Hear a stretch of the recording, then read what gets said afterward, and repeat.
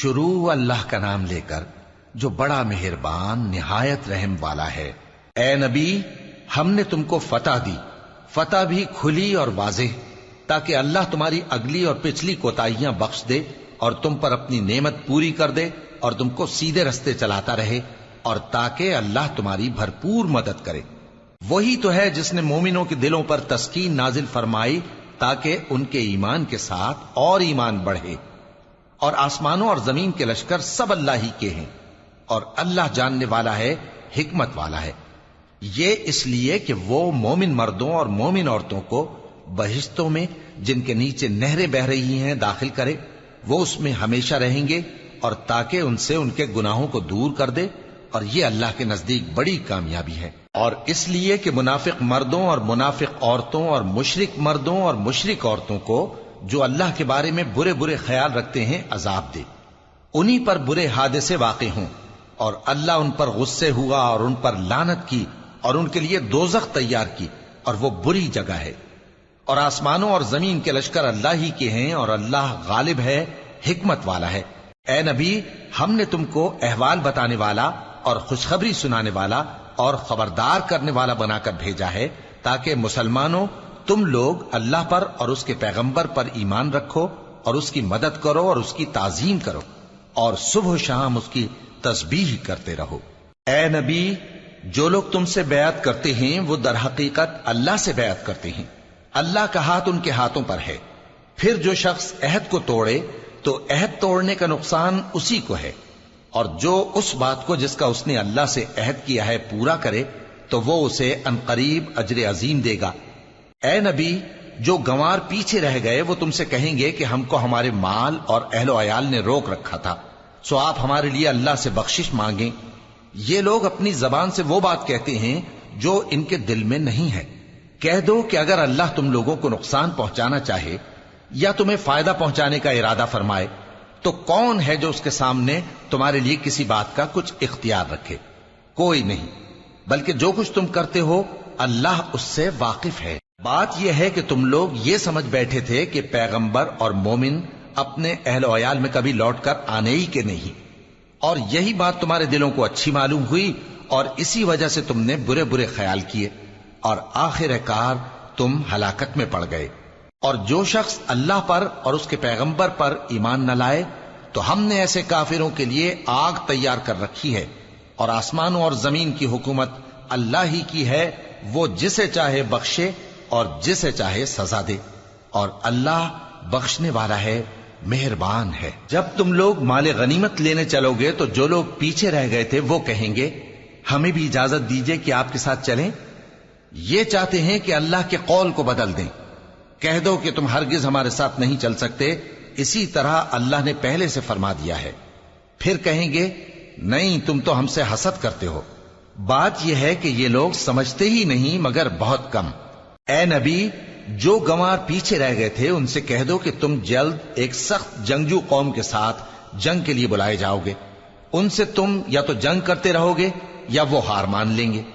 اگر تم حکم مانو گے تو اللہ تم کو اچھا بدلہ دے گا، اور اگر منہ پھیر لو گے جیسے پہلی دفعہ پھیرا تھا تو وہ تم کو بڑی تکلیف کی سزا دے گا۔ نہ تو اندھے پر سختی ہے سفر جنگ سے پیچھے رہ جانے میں، اور نہ لنگڑے پر اور نہ بیمار پر سختی ہے۔ اور جو شخص اللہ اور اس کے پیغمبر کے فرمان پر چلے گا اللہ اس کو بہشتوں میں داخل کرے گا جن کے نیچے نہریں بہ رہی ہیں، اور جو روگردانی کرے گا وہ اسے دردناک عذاب دے گا۔ اے پیغمبر، جب مومن تم سے اس درخت کے نیچے بیعت کر رہے تھے تو اللہ ان سے خوش ہوا، اور جو صدق و خلوص ان کے دلوں میں تھا وہ اس نے معلوم کر لیا تو ان پر تسکین نازل فرمائی اور انہیں جلد فتح عنایت کی، اور بہت سی غنیمتیں وہ آئندہ بھی حاصل کریں گے، اور اللہ غالب ہے، حکمت والا ہے۔ اللہ نے تم سے بہت سی غنیمتوں کا وعدہ فرمایا ہے کہ تم ان کو حاصل کرو گے، پھر اس نے یہ غنیمت تمہیں جلدی سے دلوا دی اور لوگوں کے ہاتھ تم سے روک دیے۔ غرض یہ تھی کہ یہ مومنوں کے لیے اللہ کی قدرت کا نمونہ بن جائے اور وہ تم کو سیدھے رستے پر چلائے، اور کچھ اور غنیمتیں دے گا جن پر تم قدرت نہیں رکھتے، اور وہ اللہ ہی کی قدرت میں ہیں، اور اللہ ہر چیز پر قادر ہے۔ اور اگر تم سے کافر لڑتے تو وہ پیٹ پھیر کر بھاگ جاتے، پھر وہ کسی کو نہ دوست پاتے اور نہ مددگار۔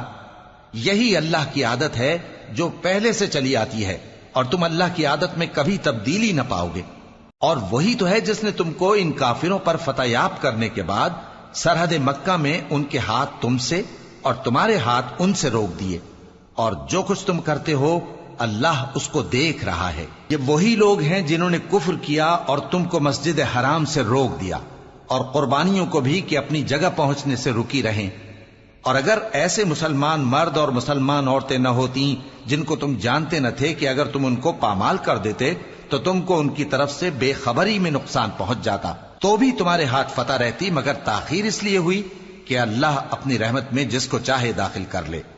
اور اگر دونوں فریق الگ الگ ہو جاتے تو جو ان میں کافر تھے ان کو ہم دکھ دینے والا عذاب دیتے۔ جب کافروں نے اپنے دلوں میں ضد کی، اور ضد بھی جاہلیت کی، تو اللہ نے اپنے پیغمبر اور مومنوں پر اپنی طرف سے تسکین نازل فرمائی اور ان کو پرہیزگاری کی بات پر قائم رکھا، اور وہ اسی کے مستحق اور اہل تھے، اور اللہ ہر چیز سے خبردار ہے۔ بے شک اللہ نے اپنے پیغمبر کو سچا اور صحیح خواب دکھایا تھا کہ تم انشاءاللہ مسجد حرام میں اپنے سر منڈوا کر یا اپنے بال ترشوا کر امن و امان سے داخل ہوگے اور کسی طرح کا خوف نہ کرو گے۔ جو بات تم نہیں جانتے تھے اللہ کو معلوم تھی، سو اس نے اس سے پہلے ہی جلد ایک فتح عطا فرمائی۔ وہی تو ہے جس نے اپنے پیغمبر کو ہدایت کی کتاب اور دین حق دے کر بھیجا تاکہ اس کو تمام دینوں پر غالب کرے، اور حق ثابت کرنے کے لیے اللہ ہی کافی ہے۔ محمد صلی اللہ علیہ وآلہ وسلم اللہ کے پیغمبر ہیں، اور جو لوگ ان کے ساتھ ہیں وہ کافروں کے مقابلے میں تو سخت ہیں اور آپس میں رحم دل۔ اے دیکھنے والے، تو ان کو دیکھتا ہے کہ اللہ کے آگے جھکے ہوئے سر بسجود ہیں اور اللہ کا فضل اور اس کی خوشنودی طلب کر رہے ہیں۔ کثرت سجود کے اثر سے ان کی پیشانیوں پر نشان پڑے ہوئے ہیں۔ ان کے یہی اوصاف تورات میں ہیں اور یہی اوصاف انجیل میں ہیں۔ وہ گویا ایک کھیتی ہے جس نے پہلے زمین سے اپنی سوئی نکالی، پھر اس کو مضبوط کیا، پھر موٹی ہوئی، اور پھر اپنے تنے پر سیدھی کھڑی ہو گئی، اور لگی کھیتی والوں کو خوش کرنے تاکہ کافروں کا جی جلائے۔